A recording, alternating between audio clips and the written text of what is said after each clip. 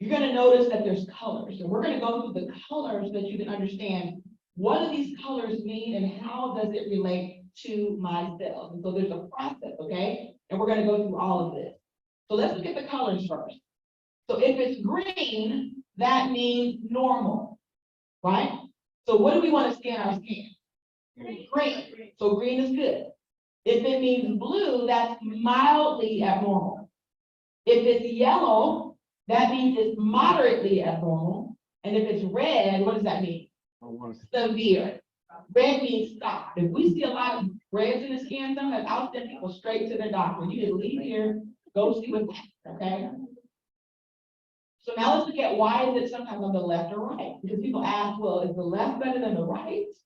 So the goal is for it to be where? In the middle.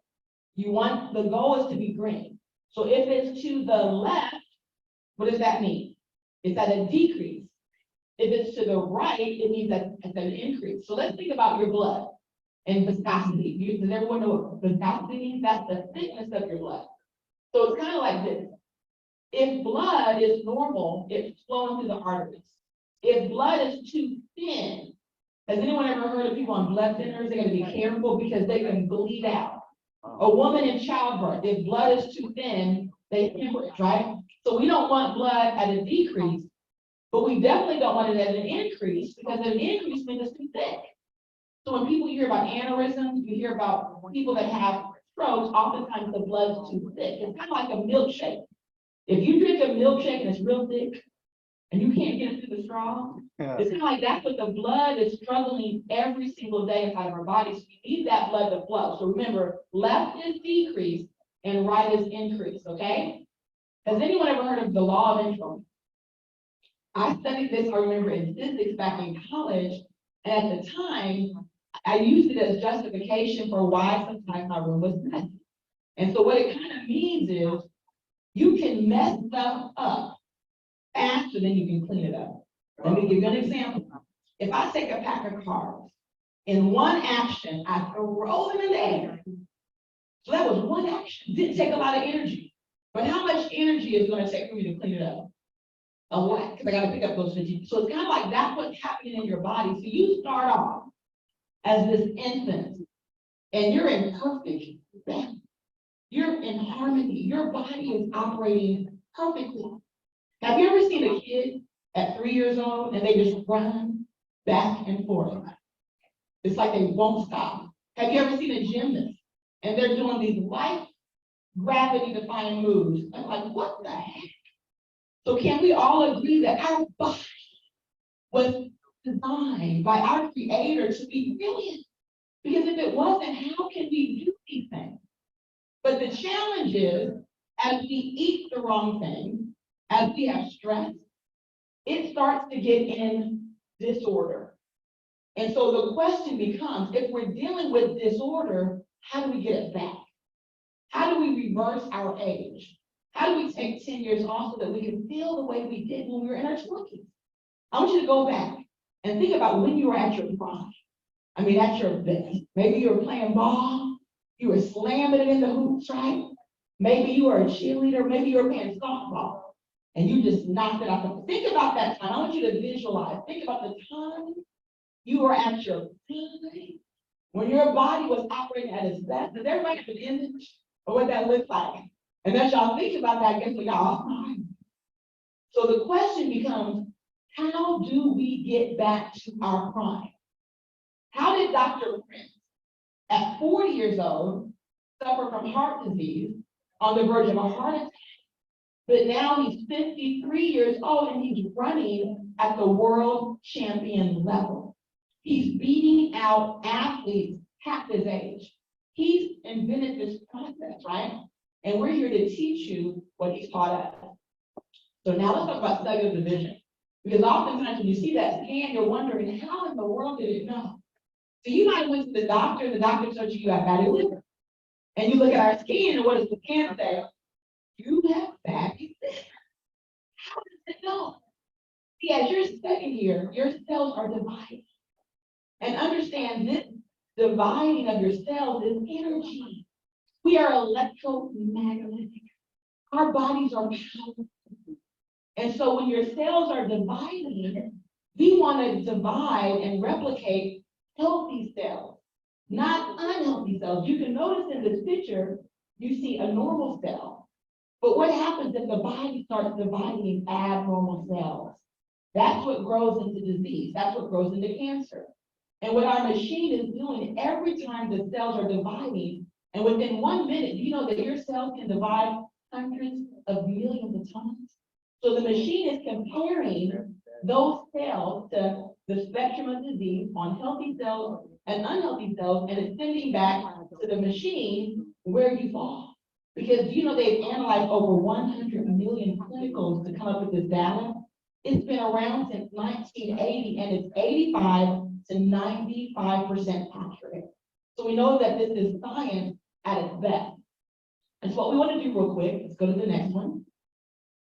We want to look at how exactly this process works and what we can analyze with your particular scan. So everybody has your scans, right? It's on your phones.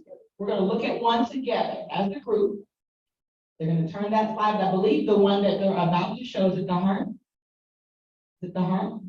So if you can pull up the one for the cardiovascular and the cerebral vascular, okay? I want you to focus your eyes down the middle and kind of pay attention. You guys see some green?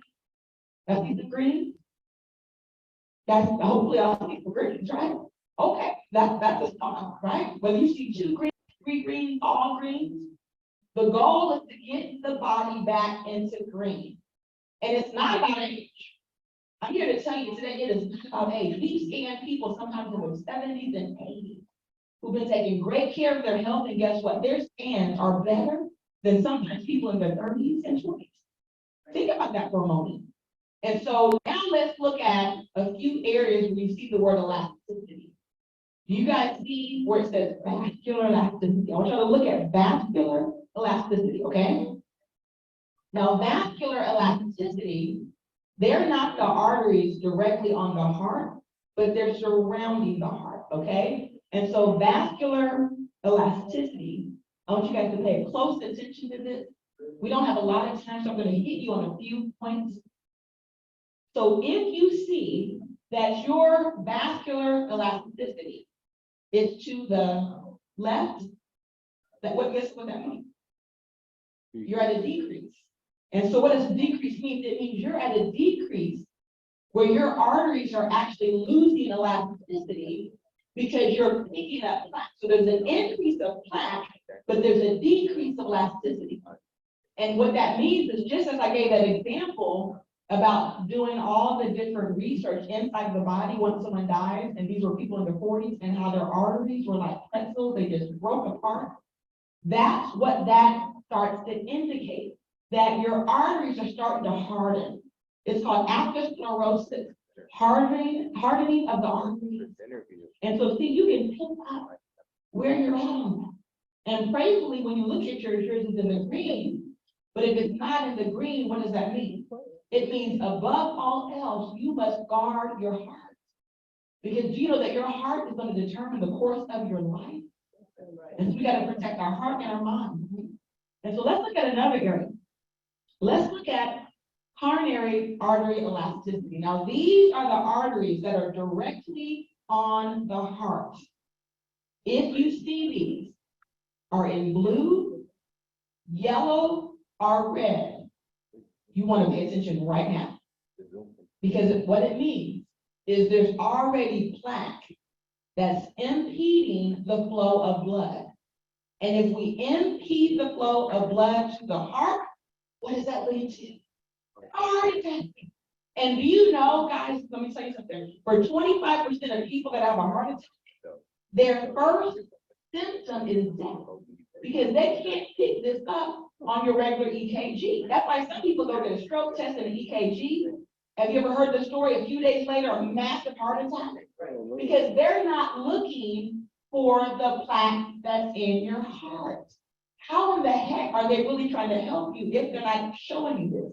There's another test that the insurance has to approve so that you can see how much plaque is in the heart. Because here's the reality.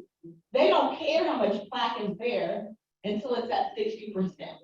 Because at 60%, guess what they have to do? Go in and put a stent. Right. And you know, when you know someone with a stent in their arteries, right? It's to keep that blood flow open. But guess what the power of plants, as the doctor said, Dr. Sabrina said, plant-based medicine is reversing what we're seeing with heart disease. And so the last area that I want to show you for the sake of time is cerebral blood vessel elasticity. Everybody look at that. I hope this is green. If it's blue or yellow, if it's red, we're going to send you to your doctor because you really want to get it checked out.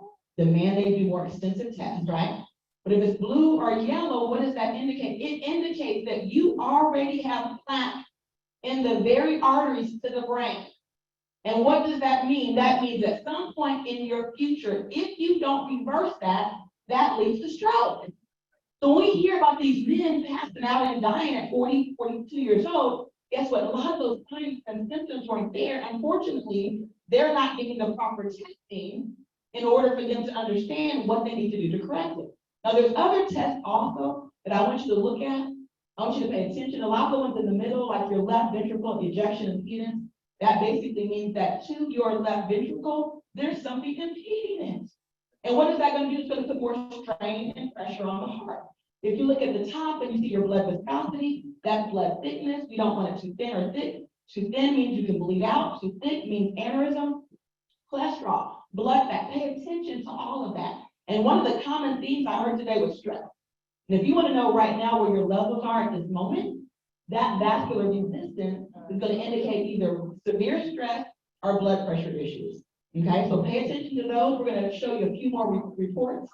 I want to show you some visuals because, again, a lot of times we don't see the heart.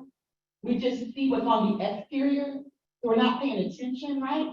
But if you look at this, guys, look at the endothelia, the lining, okay? But look at what happens even in the 13 and 14-year-olds. We're seeing it build up the plaque. But look at the very end when the artery is blocked. How do you think you can survive if those arteries are blocked? So again, you see the red, if you see the yellow, please get with our team, because here's the consequences. This is what's happening. In 2020, 700,000 people died from heart disease. Heart disease. It's 90% preventable, which means 630,000 people in 2020 didn't have to die. But again, this is a clear artery. This is when you start to see someone developing a lot of plaque. So typically, if you're in the yellow, we're going to see yours around that area, which also is causing heart damage. A lot of times we can have yellow in that area and have already had a heart attack. We don't even know we've had the heart attack. But the challenge is the damage is already done. That basically means a part of the heart has already died off. And so now look what happens when you have a myocardial infarction. That's a full-fledged heart attack. And at that level, guess what? Many people don't survive it. And so we want to correct that. And one of the things that Dr. Sabrina said that blew me away, she talked about vitamin D. How many of you have had your vitamin D levels checked? Just tell me if you've had them checked, right? The number one deficiency that's causing African Americans to go out of here prematurely is vitamin D deficiency. If you look at it, this is a fact. And if you have a problem with it, we have to take it up with our creator, because do you know every one of us as Black and brown people, we were born where? South of the equator. We ended up north of the equator. If you're in Chicago, you're really north of the equator. And so because we're dealing with vitamin D deficiencies at epidemic levels, prostate cancer is breaking us down to the knees. Aggressive breast cancer is taking our women out by the droves. And so we've got to correct the vitamin D deficiency. Some of you might need to take 20, 30,000 IUs. Check with your doctor. Work in hand with people like Dr. Sabrina, who I'm sure she could probably give you a formula that can get it up pretty fast, right? Because some people are in 911 mode and don't even know it. In order for them to get people out of the COVID ward, she said they started giving them vitamin D to get them out of the COVID ward. Vitamin D, we all need more vitamin D, guys. So again, blood clot to the brain, it's a stroke. To the heart, it's a heart attack. So let's look at the liver. Pull up your liver report. There's a new silent killer that they're not talking about. And here's what's crazy about this silent killer. Fatty liver disease. It's on the rise. And you know that it is actually affecting people who have never drank alcohol, some of them a day in their life, some of them only moderately drink, but they're getting fatty liver and damage to the liver, just like someone who is developing cirrhosis, but it's just a little milder. And the beautiful thing about fatty liver is completely reversible, right? Cirrhosis at that point is typically done. They got to do a liver transplant. But you want to pay attention to fatty liver because what it also indicates is your body most likely is pre-diabetic, if you see it in the yellow. It also indicates that you're already a diabetic, but typically in the red, most of the people in the red, we think it's also no coincidence that they have fatty liver in the red and they're never diabetic. And so if you look at this, that's the number one thing I want you to pay attention to. So look at your liver. When my son did his scan, remember I told you I have all the heart issues and all the diseases you can get. Before my son was 30, because he was obese, he had half of them. One of them was fatty liver. When he had his scan done, his liver was in the red. My son decided to go vegan plant-based, came back 6 months later, did the scan, it was in the blue. So that, again, that's the good news. We can reverse these issues we're dealing with. Let's look at another one. Let's look at the degrees, guys, because this is a healthy liver, this is a fatty liver. But see, the challenge is we gotta address it when it's just fatty liver. If it becomes fibrosis, it means the liver's scarring. Once scar tissue develops on the liver, guess what that means? The liver is gonna lose its ability to function. And the liver is the filter for the body. We need that liver. It's regulating so many items, guys. And look at what happens at the cirrhosis level. See, the scar tissue makes it impossible for the liver to work properly. And so guess what happens? The only solution to that becomes a transplant. But if 100 million people in the United States are dealing with fatty liver, what's the chance of getting a good liver? You can't find a good liver, right? So we want to protect our own liver and not develop liver disease. Liver disease is on the rise. But guess what else is on the rise? Kidney disease. Do you know right now they just issued a new report? They said 15% of African Americans have chronic kidney disease, and many of them don't even know it.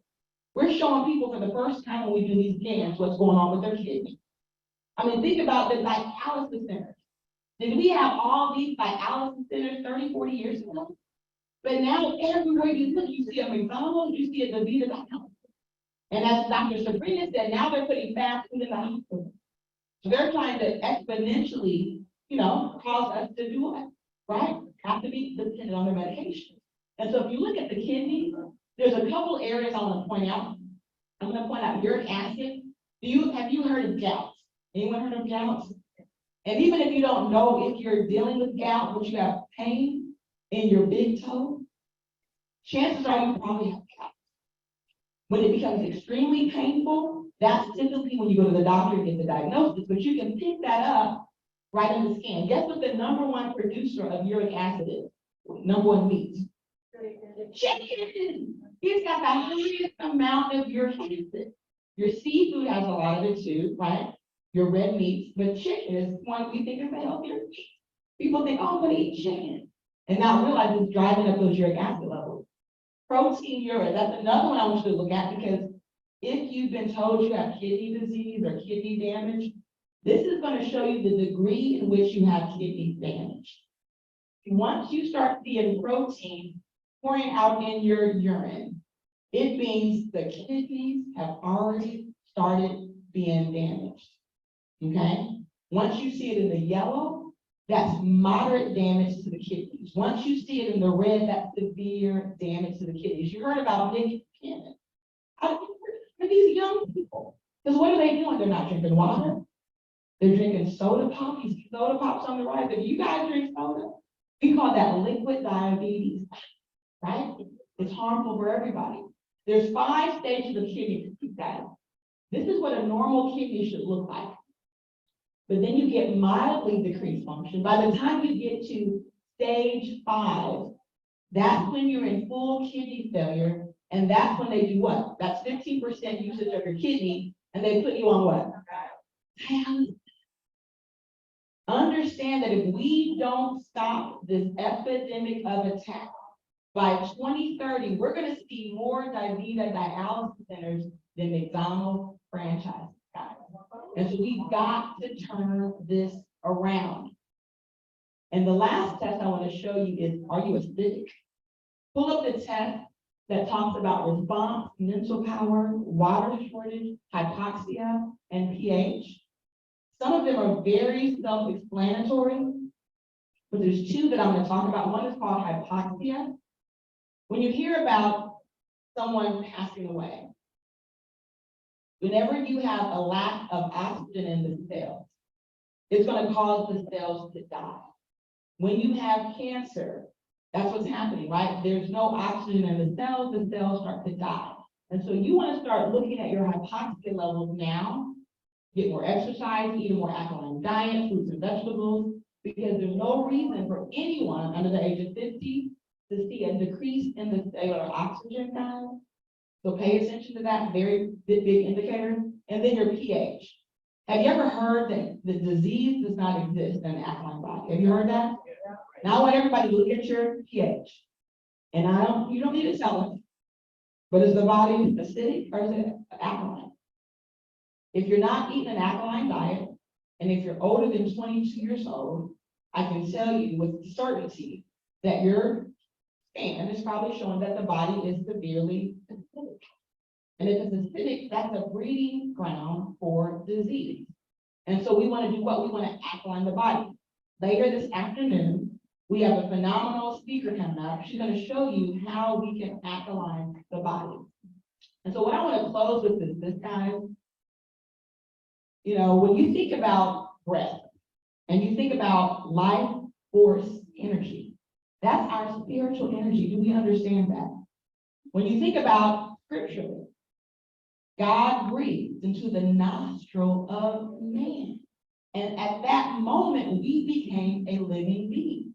When you heard grandmother who walks on water says the very last thing that happens at death is the breath goes.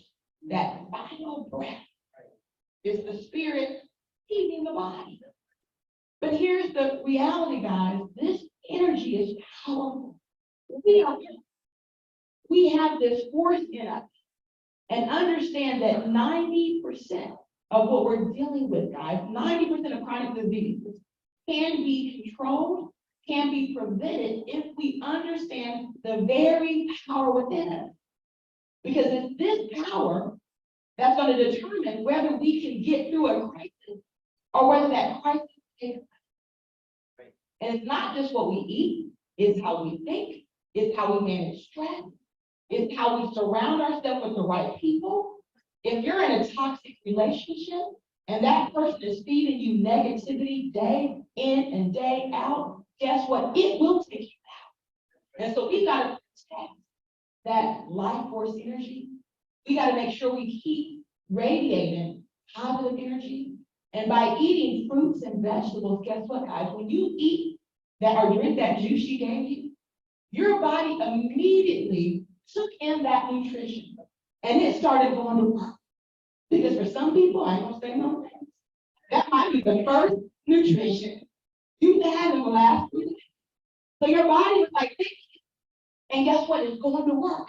It's building, it's working, and now it's going to give me more. But if we then turn around and just feed our body dead food, processed food that has no life in it, we're living beings who spend our whole life eating dead food. And we wonder why our battery goes out early. We wonder why we're losing people at 20, 30, 40. We are living beings. We have this inner power, and we've got to feed our body living food and then pass that on to the next generation. So with that said, thank you, ladies and gentlemen. That's my time.